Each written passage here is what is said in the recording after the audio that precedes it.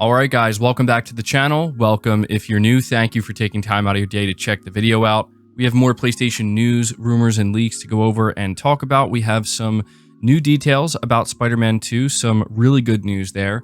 We're talking about an interesting Microsoft leak where they talk about the PlayStation 5, and we get to hear Phil Spencer's thoughts about the PS5 reveal, compared to what they were doing with the Xbox Series X. So I thought maybe you guys would be interested in hearing that.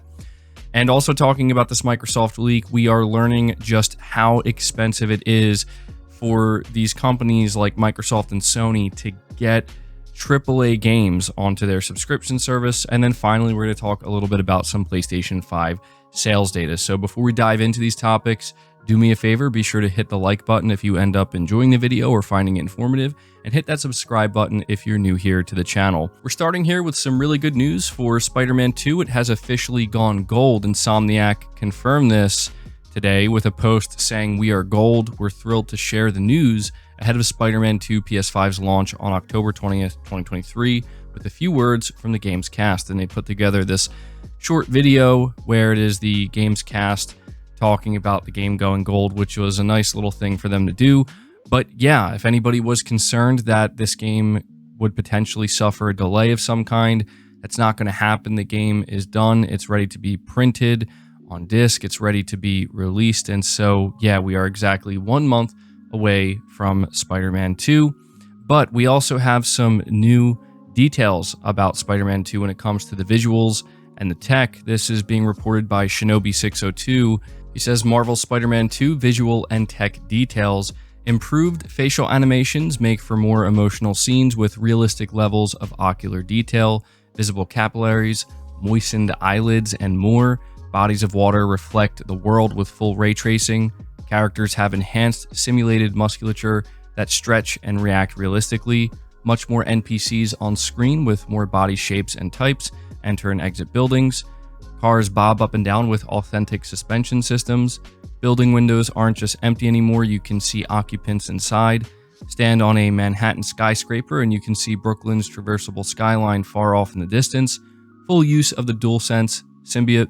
Black suit is hypersensitive to sound. Lizard's huge size all feel different in haptics.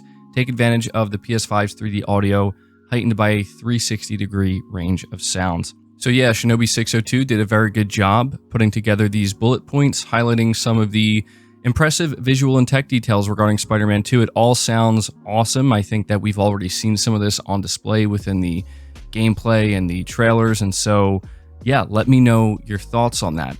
Moving on to the next topic, we're talking about this Microsoft leak, something interesting pertaining to the PS5 being reported by PlayStation Lifestyle. A Microsoft blooper ended up leaking internal emails that reveal that the company thought it was in a position to win with the PS5 and Xbox Series X console race. The email was penned by none other than Xbox executive Phil Spencer about 3 years before Microsoft publicly admitted to, quote, losing the console war, end quote.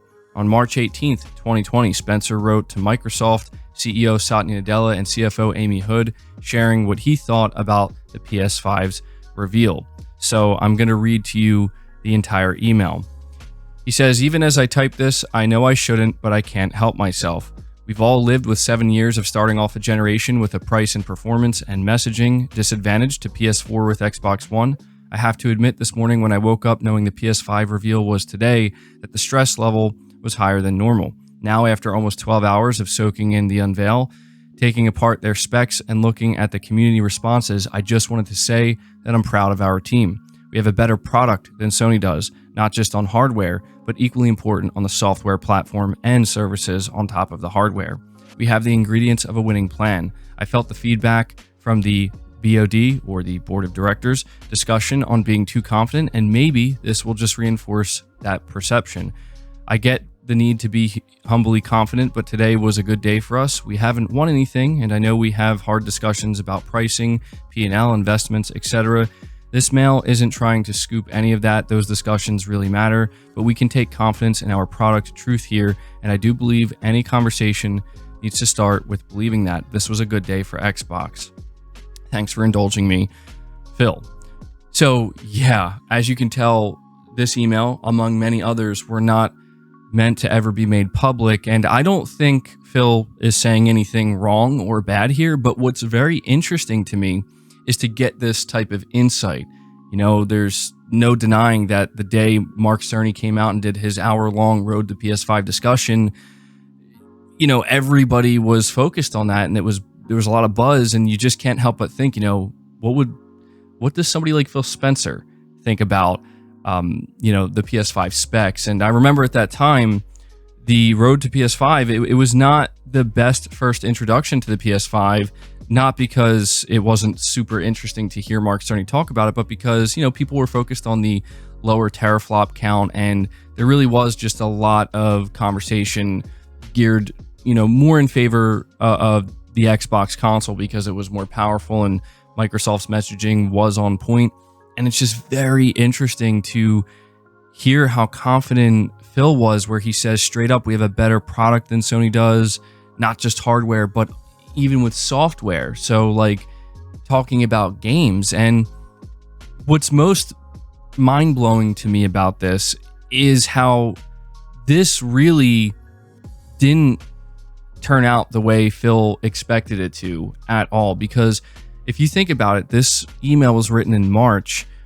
What happened after that was the June, you know, Future of Gaming showcase for the PS5, which was a massive hit for Sony and gaming, like gamers in general. I mean, the hype around that showcase was unbelievable, and they knocked it out of the park.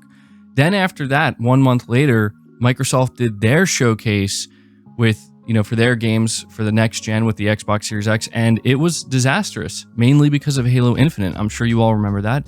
Then after that, Sony had a second showcase in September where it was just as good, where they revealed God of War Ragnarok, you know, third-party games like Hogwarts Legacy. And as we saw at the launch of the PS5 and the Xbox Series X, even on a hardware front, with Digital Foundry's analysis and breakdowns, it was proven that in some instances, the PS5 was actually outperforming the Series X, you know, whether it was, I mean, mainly due to optimization, but still just the unexpected results. So I just kind of thought it was crazy to read this email and to just hear how confident Phil Spencer was, and just having that level of like, yeah, I think we got this one, just to look back on it and see how it all unfolded. And yeah, interesting stuff. I just wanted to share that with you guys because, you know, there's been a bunch of stuff leaking out. A lot of people focused on a lot of different things, understandably so, but this was one of the more relevant things to PlayStation directly that I wanted to cover and talk to you guys about. But moving on from that, this is also relevant to PlayStation, specifically for PlayStation Plus. According to Microsoft's internal documents, the company estimated a payment of $300 million for games like Star Wars Jedi Survivor, $250 million for Mortal Kombat 1, around $100 million for Assassin's Creed Mirage, and around $250 million for Suicide Squad Kill the Justice League. This is in regards to how much it would cost Sony or Microsoft to get these games day one into their service. Absolutely massive numbers here.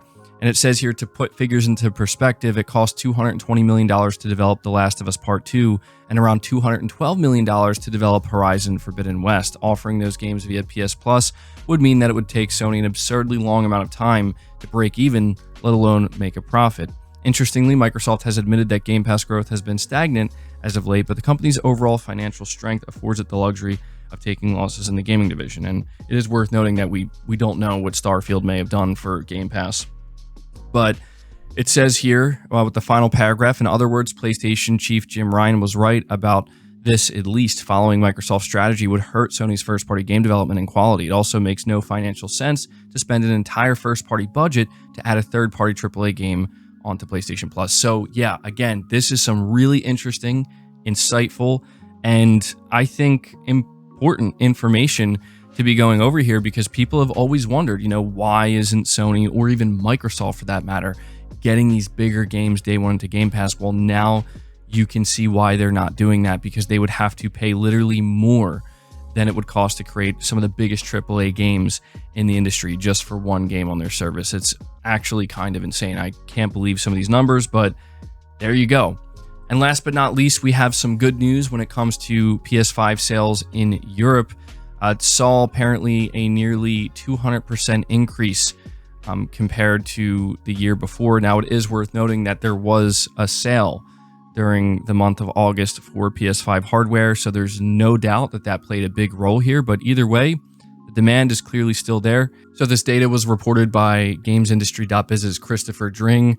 So PS5 sales were up nearly 200%, Nintendo Switch was up 1%, and Xbox console sales were down 12%.